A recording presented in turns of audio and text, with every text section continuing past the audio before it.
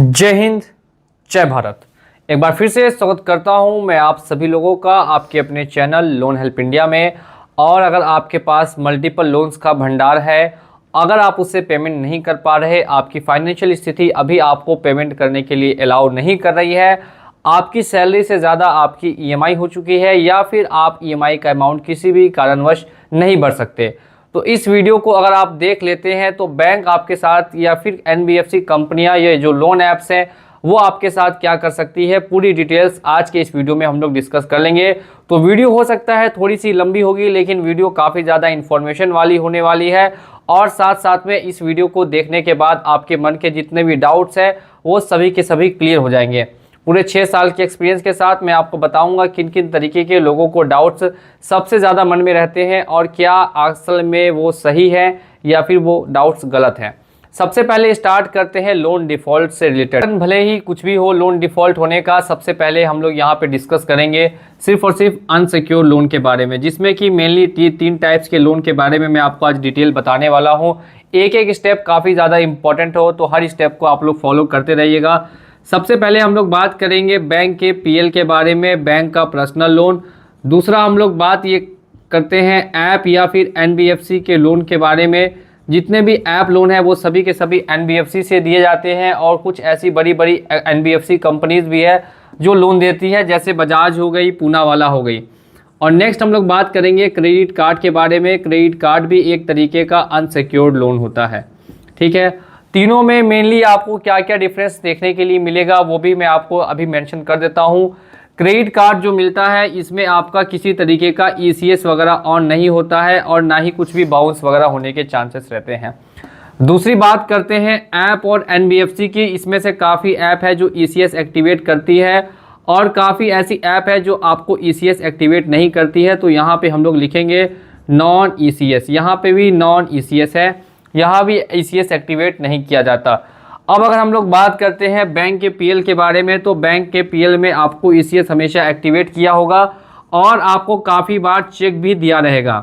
काफ़ी बार आपको बैंक के पर्सनल लोन में चेक भी बैंक वाले रखते हैं गारंटी के तौर पे। मेनली यही तीनों चीज़ें हैं जो आपको जानना काफ़ी इंपॉर्टेंट है। इसी के ऊपर सारी चीज़ें डिपेंड करती है कि क्या वो एनबीएफसी या फिर क्या वो बैंक कोई एक्शन आपके ऊपर ले सकती है या फिर नहीं ले सकती है। अगर स्टार्ट करते हैं तो हम लोग सबसे पहले स्टार्टिंग से स्टार्ट करते हैं लोन के डिफ़ॉल्ट होने से। जी हाँ दोस्तों, यहाँ पे बात करने वाले हैं लोन के डिफ़ॉल्ट होने से। जैसे ही आपका लोन डिफ़ॉल्ट होता है, फर्स्ट मंथ में आपका रहेगा स्पेशल मेंशन अकाउंट, 0 में रहता है। ये आपका सिर्फ और सिर्फ फर्स्ट मंथ की बात कर रहा हूँ, यानी कि जब आपकी फर्स्ट ईएमआई डिफ़ॉल्ट हो जाती है, फर्स्ट ईएमआई से लेके पूरे महीने तक में आपका जो लोन अकाउंट होगा वो स्पेशल मेंशन अकाउंट 0 होगा। SMA 0 इसको कहा जाता है। और ऐसे में जो रिकवरी प्रोसेस होती है इसमें ज़्यादातर सिर्फ और सिर्फ कॉल्स ही आती है। ऐसे में क्या होगी, ज़्यादातर आपको सिर्फ और सिर्फ कॉल्स आती है और कुछ एनबीएफसी और बैंक विजिट्स भी करती है। ध्यान देने वाली बात है, यहाँ पे सिर्फ और सिर्फ कुछ की बात कर रहा हूँ, कुछ ही एनबीएफसी वगैरह है जो विजिट्स करती है, लेकिन ज़्यादातर यहाँ पे आपको कॉल्स देखने के लिए मिलेंगे। जब आपका सेकेंड मंथ स्टार्ट होता है तो हम इसे बोलते हैं स्पेशल मेंशन अकाउंट 1 और ये होता है सेकेंड मंथ में, जब यानी आपकी दूसरी ईएमआई लगातार बाउंस कर गई। अगर आपने 2 ईएमआई लगातार बाउंस कर गई तो ऐसे में क्या होंगे, कॉल्स के साथ साथ विजिट्स के भी चांसेस बढ़ जाते हैं। सेकेंड मंथ में विजिट्स के भी चांसेस बढ़ जाते हैं। कॉल के साथ साथ कंपनी और या बैंक विजिट्स के लिए अपॉइंट कर देती है। ज़्यादातर ऐसा होता है बैंक के पर्सनल लोन में और क्रेडिट कार्ड्स के, और जो बड़ी बड़ी एनबीएफसीज है इन सभी में आपको अपॉइंट कर देते हैं कि अब विजिट्स के लिए लोगों को इनके घर पे भेजो। हमेशा विजिट्स डिपेंड करती है रिकवरी एजेंसीज वहाँ उपलब्ध है कि नहीं। ज़्यादातर जो रिमोट एरिया होता है, विलेज एरिया होता है, इसमें बैंक की पहुँच नहीं होती है और बैंक रिकवरी एजेंसीज को अपॉइंट वहाँ नहीं कर पाती है, इस वजह से वहाँ नहीं आते हैं। और बहुत सारे ऐसी बड़ी बड़ी सोसाइटीज़ होती है जहाँ पे लोगों को ढूंढना थोड़ा सा ज़्यादा मुश्किल हो जाता है। ऐसी जगह भी बैंक किसी भी तरीके से रिकवरी वगैरह को अपॉइंट नहीं कर पाती है विजिट करने के लिए। अब अगर थर्ड बात करते हैं, थर्ड ईएमआई जब आपकी बाउंस होंगी तो इसे हम लोग बोलेंगे स्पेशल मेंशन अकाउंट 2 और ये होती है थर्ड मंथ में। ये क्या होगा, ये होगा थर्ड मंथ में, ठीक है। ये तीसरे मंथ में होगा। यहाँ पे ज़्यादातर आपको कॉल्स और आपको एक ईएमआई के लिए प्रेशर किया जाता है। थर्ड ईएमआई बाउंस होने के बाद एक ईएमआई के लिए काफ़ी ज़्यादा प्रेशर किया जाता है, क्योंकि इसी के बाद स्टार्ट होता है लोन अकाउंट का एनपीए। एनपीए समझेंगे, एनपीए की बात की प्रक्रिया भी समझेंगे, ध्यान से सुनते रहिएगा। जैसे ही आपका 3rd मंथ कंप्लीट हो जाएगा, इसके बाद एक ईएमआई के लिए आपको काफ़ी ज़्यादा फोर्स किया जाएगा। और बहुत बार ऐसा देखने के लिए मिलता है कि बैंक वाले क्या करते हैं कि अपनी तरफ से ही एक ईएमआई जो है वो आपके लोन अकाउंट में जमा कर देते हैं, ताकि आपका लोन अकाउंट एनपीए होने से बचे और उसे ये 1-2 महीने और लंबे समय तक के लिए खींच सके। जैसे ही आपकी 3rd मंथ कंप्लीट हो गई, 3rd ईएमआई भी बाउंस हो जाती है।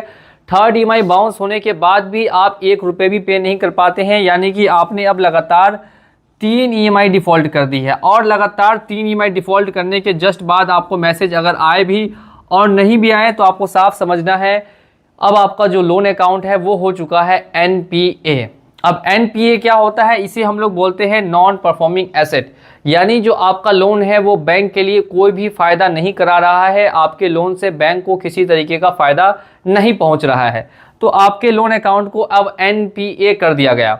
अब एनपीए करने के बाद की क्या प्रक्रिया है वो समझते हैं। अभी हम लोगों ने यहाँ पे समझा है लोन डिफ़ॉल्ट होने के 3rd मंथ तक। अब हम लोग यहाँ पे बात करेंगे कि एनपीए के बाद किस तरीके से ये लोग किसी लॉयर को और साथ साथ में किसी 3rd पार्टी रिकवरी एजेंसी को हायर करते हैं, इसके बारे में समझिए। जैसे ही लोन अकाउंट आपका एनपीए होता है, तो यहाँ पे 2 चीज़ें होना एकदम इम्पॉर्टेंट है। आपको नोटिसेस देखने के लिए मिल सकते हैं, किसी लॉयर या किसी लीगल आपको फर्म के द्वारा बार बार आपको नोटिसेस देखने के लिए मिलेंगे।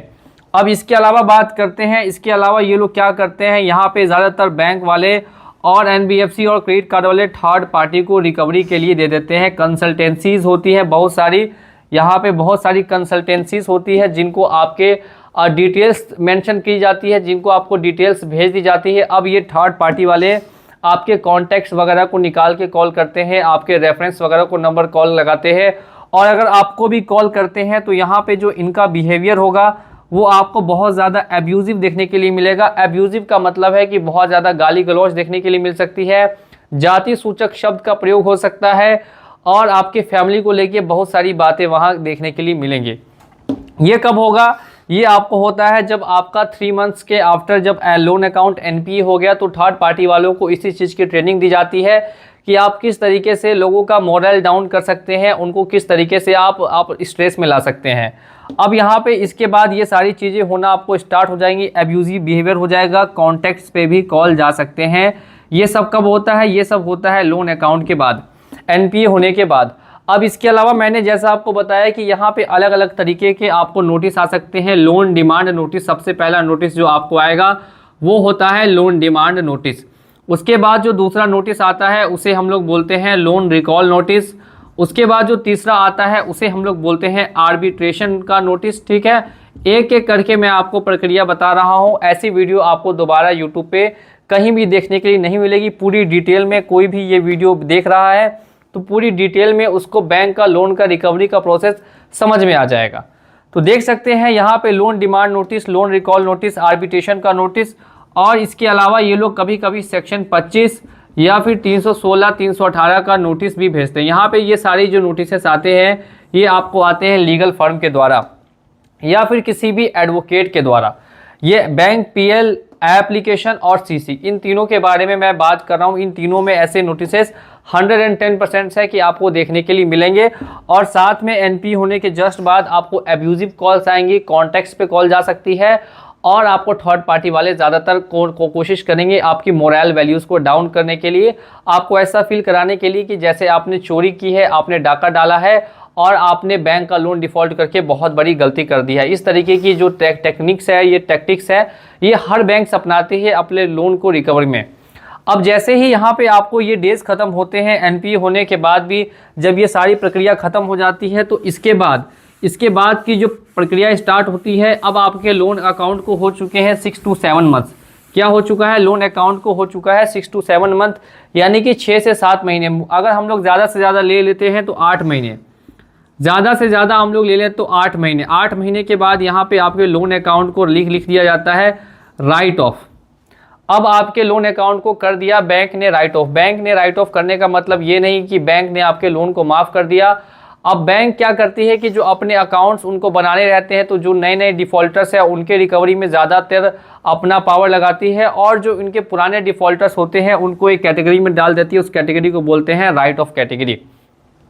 यहाँ पे ज़्यादातर मेंशन आपको सेटलमेंट के लिए ही किया जाता है। बार बार आपको कहा जाता है कि सेटलमेंट कर लेने के लिए एनपीए के बाद भी आप सेटलमेंट कर सकते हैं। एक पॉइंट मुझसे वहाँ छूट गया, एनपीए के बाद भी आपको सेटलमेंट के लिए अप्रोच किया जा सकता है, लेकिन उसमें जो आपको सेटलमेंट का परसेंटेज होता है वो काफ़ी ज़्यादा हाई रहता है। 40%, 30%, 20% तक नहीं आ पाता, 20 तक नहीं आता है, ज़्यादातर 40%, 30% ही मिलेगा। लेकिन जब आपका 7 से 8 महीने हो जाएंगे कंप्लीट, आपके लोन अकाउंट को जब राइट ऑफ कर दिया जाएगा, इसके बाद जो आपको सेटलमेंट का परसेंटेज मिलता है ये लगभग एवरेज में 20% रहेगा।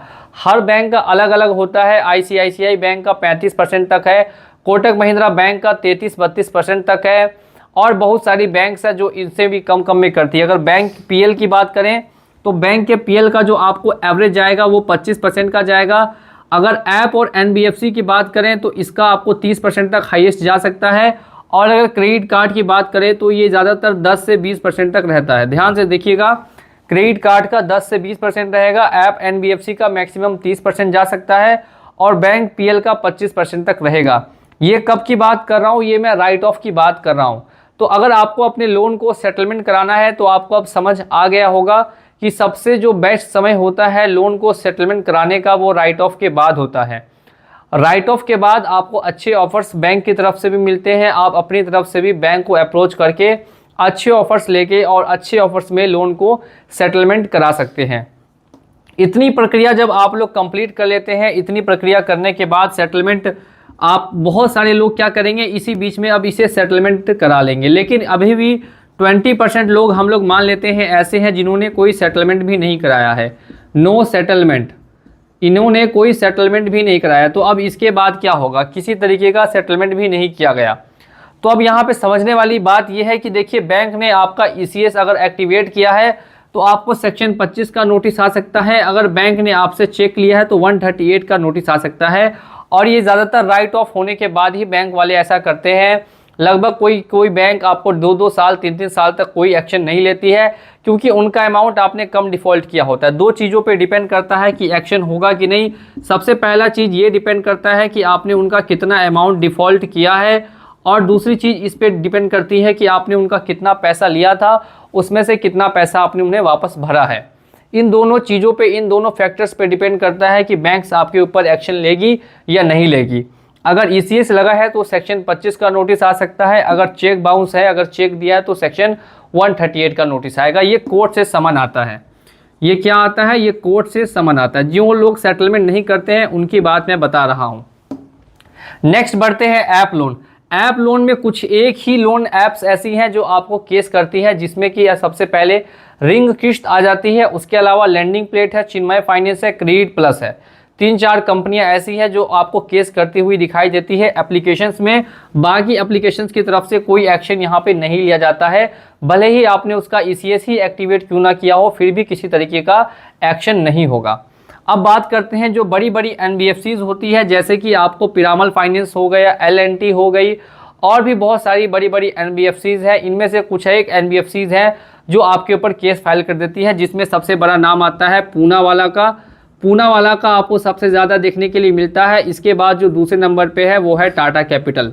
टाटा कैपिटल, इस तरीके की बहुत सारी ऐसी आपको बड़ी बड़ी एनबीएफसीज हैं जो केस फाइल कर देंगी, जब अगर आप इनका राइट ऑफ होने के बाद भी बिल्कुल सेटलमेंट नहीं करते हैं और पूरी तरीके से लोन को इग्नोर कर देते हैं। ये भी डिपेंड करता है कि आपने कितने अमाउंट का डिफ़ॉल्ट किया है और कितना अमाउंट आपने इसमें से जमा किया था। क्रेडिट कार्ड की बात करें तो क्रेडिट कार्ड में सिर्फ और सिर्फ कोटक, क्रेडिट कार्ड में ज़्यादातर कोटक ही ऐसा यहाँ पे आपको लोन अकाउंट है, जिसमें आपको सेक्शन 316 और 318 की धारा में आपको ये जो होती है ये चीटिंग और फ्रॉड की है, इसमें आपको समन आ सकता है कोर्ट से। अदर ज़्यादातर क्रेडिट कार्ड्स में ऐसा कुछ भी देखने के लिए नहीं मिलता, भले ही क्रेडिट कार्ड की लिमिट 5 लाख 7 लाख क्यों ना हो, क्योंकि इसमें आपने ईसीएस एक्टिवेट नहीं किया है, और ईसीएस एक्टिवेट नहीं किया सेक्शन 25 नहीं लग सकता। ज़्यादा से ज़्यादा सेक्शन 316 318 वो भी कोटक के द्वारा आ सकता है। कोटक के अलावा कोई और क्रेडिट कार्ड फिलहाल में ज़्यादातर एक्शन नहीं लेते हुए दिखाई दिए। ये हम लोगों ने बात कर लिया बैंक पीएल के बारे में, ऐप एनबीएफसी के बारे में और सीसी यानी कि क्रेडिट कार्ड के बारे में। अब अगर जिनका लोन सेटलमेंट हुआ है, अब जिनका लोन सेटलमेंट हुआ है उसके सिविल पे क्या इम्पैक्ट होंगे ये भी समझना काफ़ी इंपॉर्टेंट है। देखिए, जिनका 1 या 2 लोन सेटलमेंट हुआ है वो अगर चाहे तो 6-7 साल बाद दोबारा भी अपने सिविल को ठीक कर सकते हैं, वो सिविल हिस्ट्री से क्लियर हो सकता है। लेकिन जिनका बहुत ज़्यादा लोन सेटलमेंट हो चुका है, जिनका 12-15 लोन सेटलमेंट हो गया, उनके लिए अभी कुछ कह पाना मुश्किल है। उनका सिविल बाद में चल के क्लियर हो भी सकता है और नहीं भी हो सकता है। तो आपकी क्या स्थिति है, आपका कितना लोन है, इसमें से आपने कितना कितना डिफ़ॉल्ट किया है और इसमें से क्या आपको करना चाहिए। क्या आपको पहले छोटे लोन्स को क्लोज़ करना चाहिए या फिर आपको पहले बड़े लोन्स को क्लोज़ ये करना चाहिए, या आपकी सेटलमेंट की स्ट्रेटजी क्या होगी, या फिर आपकी सेटलमेंट की स्ट्रेटजी क्या होगी। इन सभी के बारे में अगर आपको डिटेल में इंफॉर्मेशन चाहिए तो आप हमसे ऊपर दिए गए व्हाट्सएप नंबर पे बुकिंग कर सकते हैं कॉल, जिसका चार्ज बस इतना सा आपको देना पड़ेगा और आप आराम से बात कर सकते हैं। या आपको किसी तरीके का लीगल इलीगल नोटिस आता है, कुछ भी अगर आपको करनी है तो सिर्फ इतने सिंपलिंग चार्ज में आप हमसे बात कर सकते हैं, हमसे जुड़ सकते हैं। ऊपर में व्हाट्सएप नंबर दिया गया है। उम्मीद करता हूँ कि ये वीडियो आपको पसंद आई होगी। वीडियो अगर पसंद आई है तो वीडियो को लाइक कर दीजिए और ऐसे ही वीडियोज़ देखने के लिए चैनल को सब्सक्राइब कर दीजिए।